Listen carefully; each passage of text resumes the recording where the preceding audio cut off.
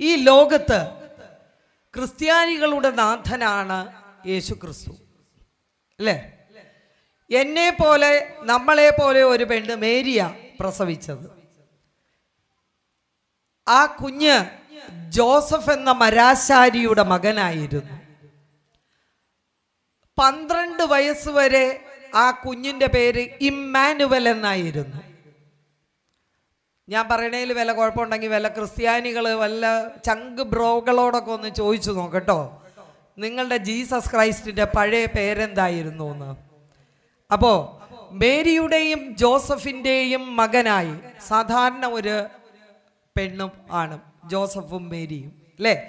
അവരുടെ മകനായി പിറന്ന ഇമ്മാനുവൽ എന്ന കുട്ടി, ജോസഫ് എന്ന മരാശാരിയുടെ മകനായി ജനിച്ച ഇമ്മാനുവൽ എന്ന കുട്ടി 12 വയസ്സ് വരെ ഇമ്മാനുവലായിരുന്നു. ഒരു പള്ളിപ്പെരുന്നാളിന് അമ്മയോടൊപ്പം മേരിയോടൊപ്പം പള്ളിപ്പെരുന്നാളിന് പോയി. പള്ളിപ്പെരുന്നാളും ഉത്സവമൊക്കെ ഭയങ്കര തിരക്കുള്ള സംഭവങ്ങളാണ്, അല്ലേ? ഈ തിരക്കിൽപ്പെട്ട് അമ്മയുടെ കൈകളിൽ നിന്നും കുഞ്ഞിമ്മാനുവൽ എങ്ങനെയോ നഷ്ടപ്പെട്ടു. ആ തിരക്കിൽപ്പെട്ട് അമ്മയുടെ കൈകളിൽ നിന്നും ഊർന്നുപോയ ഇമ്മാനുവൽ എന്ന കുട്ടിയെക്കുറിച്ച് പിന്നീടുള്ള 10-20 വർഷത്തെ കാലം ബൈബിളിൽ പ്രതിപാദിക്കുന്നില്ല. പിന്നീട് വരുന്നത് ക്രിസ്ത്യാനികളുടെ നാഥനായ ജീസസ് ക്രൈസ്റ്റ് ആയിട്ടാണ് വരുന്നത്, യേശു നാഥനായിട്ടാണ് വരുന്നത്. പക്ഷെ ക്രിസ്ത്യാനികൾക്ക്, നമ്മുടെ സഹോദരങ്ങൾക്ക്, നമ്മുടെ ക്രിസ്ത്യൻ സഹോദരന്മാർക്ക് ഒരു ഡൗട്ടുമില്ല. അവർക്ക് ജോസഫിൻ്റെയും മേരിയുടെയും മകനായി പിറന്ന ദൈവപുത്രനാണ് ഞങ്ങളുടെ ജീസസ് ക്രൈസ്റ്റ് എന്നുള്ളതിൽ ഒരു സംശയം അവർക്കില്ല. നിങ്ങൾ നീ ഒന്ന് പറഞ്ഞു നോക്ക്, ആ മരാശാരിയുടെ മകനായിട്ട് ഇമ്മാനുവലായിട്ട് വളർന്ന കുട്ടിയല്ലേ എന്ന് മുട്ടുകാല് കയറ്റും അവർ, അല്ലേ? കാരണം അവരുടെ ദൈവമാണ്.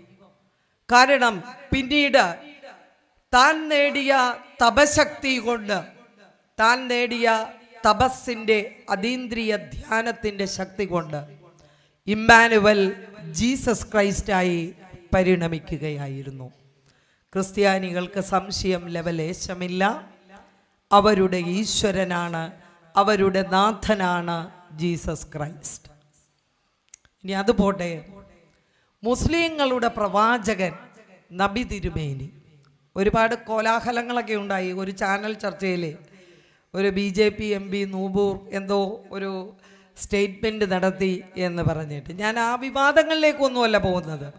മുഹമ്മദ് പ്രവാചകനായ നബി തിരുമേനി മുഹമ്മദ് നബിയാണ്, സംശയമില്ലല്ലോ. ഈ മുഹമ്മദ് നബി അക്ഷരാഭ്യാസമില്ലാത്തവനായിരുന്നു.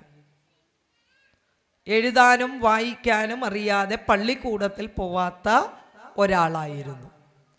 വിവാദങ്ങളിലേക്കല്ലോ ഞാൻ പോകുന്നത്. ചുമട്ട് ജോലിക്കാരനായിരുന്നു. ഖദീജ എന്ന ഒരു വിധവയെ, വളരെ പുണ്യവതിയായ ഒരു സ്ത്രീയാണ് അവർ.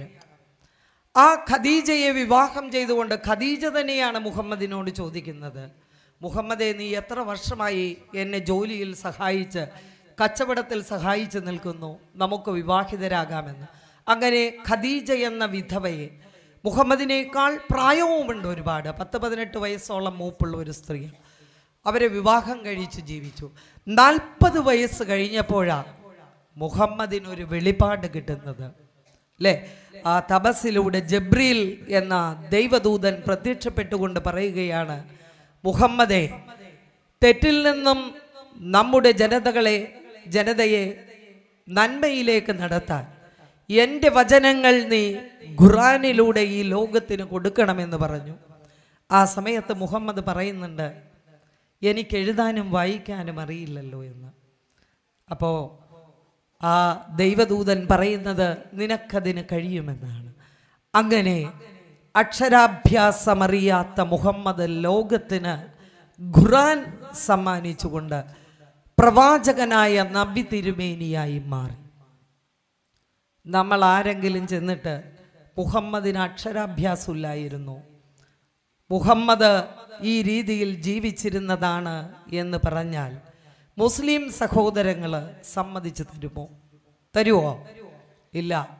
ഞാൻ പറഞ്ഞില്ലേ, മുമ്പ് പറഞ്ഞതുപോലെ മുട്ടുകാല് പള്ളക്ക് കുത്തു കിട്ടും അല്ലേ? കാരണം അവർക്കൊരു സംശയവും ഇല്ല, അവരുടെ പ്രവാചകനാണ് നബി തിരുമേനി. ഇനി അതും പോട്ടെ, ഒരുപാട് ഈ ഭാരതത്തിന് പുറത്ത് ബുദ്ധനെ ഭഗവാനായിട്ട് ആരാധിക്കുന്ന ക്ഷേത്രങ്ങളുണ്ട്. ബുദ്ധൻ ഭഗവാനാണ് അല്ലേ? ബുദ്ധൻ്റെ മൊണാസ്ട്രികളുണ്ട്. ബുദ്ധം ശരണം ഗച്ഛാമി, സംഘം ശരണം ഗച്ഛാമി, അങ്ങനെ ബുദ്ധ സന്യാസിമാരുണ്ട്. ബുദ്ധൻ ഈശ്വരനാണ്. ഈ ബുദ്ധനാരായിരുന്നു?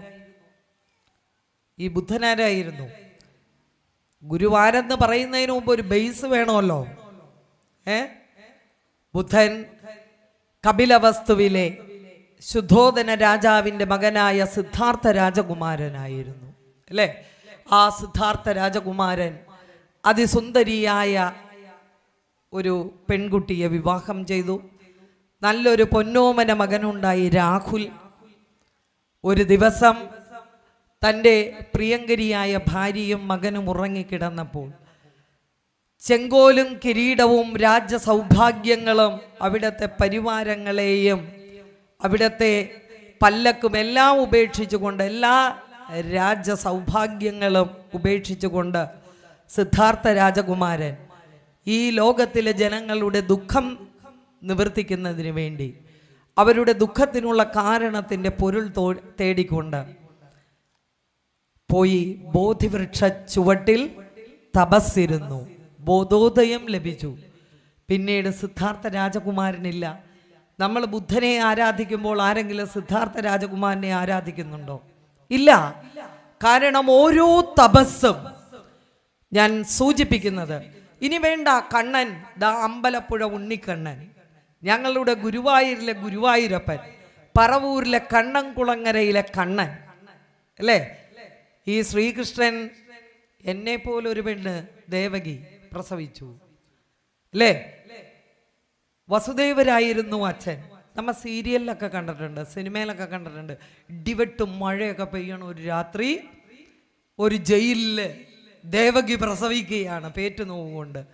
കംസന്റെ പാറാവുകാർ കുടിച്ചു തിന്ന് ആ പാതിരാത്രി നല്ല ഇടിവെട്ടും മഴയും നല്ല തണുപ്പുണ്ടായിരുന്നു. അവരുറങ്ങിപ്പോയി. ഈ കണ്ണൻ കരഞ്ഞില്ല. കാരണം എന്താ? ഈ കൊച്ചു മാക്കം കരഞ്ഞാല് കംസന്റെ പാറാവുകാരെണീക്കും, അപ്പം തന്നെ തലക്കടിച്ച് കൊല്ലും അല്ലേ? കംസൻ അത് പറഞ്ഞാൽ നിർത്തിയിരിക്കണം. ആൺകുട്ടിയാണെങ്കിൽ ടെഷ് കാര്യം കട്ട് ചെയ്തോളാനാ പറഞ്ഞേക്കണത്.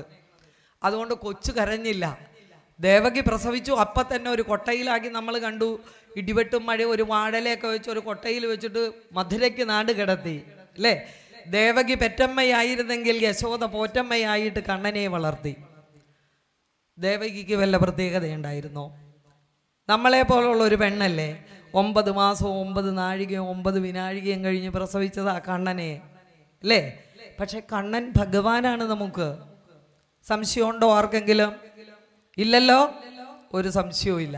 അപ്പം ഞാൻ ഈ പറഞ്ഞ എല്ലാവരും, കണ്ണനായാലും ബുദ്ധനായാലും അല്ലേ, അതുപോലെ തന്നെ നബി തിരുമേനിയാണെങ്കിലും ജീസസ് ക്രൈസ്റ്റ് ആണെങ്കിലും ഒക്കെ ഈ മണ്ണിൽ മനുഷ്യകുലത്തിൽ മനുഷ്യരായി പിറവിയെടുത്തിട്ടുള്ളവരാണ്. അതങ്ങനെയാണ്. പെരുത്ത നൂറ്റാണ്ടുകൾക്കൊടുവിൽ ഈശൻ അധർമ്മം കളിയാടുമ്പോൾ ഈ ഭൂമിയിലേക്ക് ഒരവതാരത്തെ, താഴേക്ക് അവതാരം, മുകളിൽ നിന്ന് താഴേക്കിറങ്ങി വരും. അവർക്ക് മനുഷ്യകുലത്തിൽ ഇവിടെ മനുഷ്യരായി പിറന്നുകൊണ്ട് വേണം അവരുടെ ശുദ്ധീകരണ പ്രക്രിയകൾ ചെയ്യാൻ.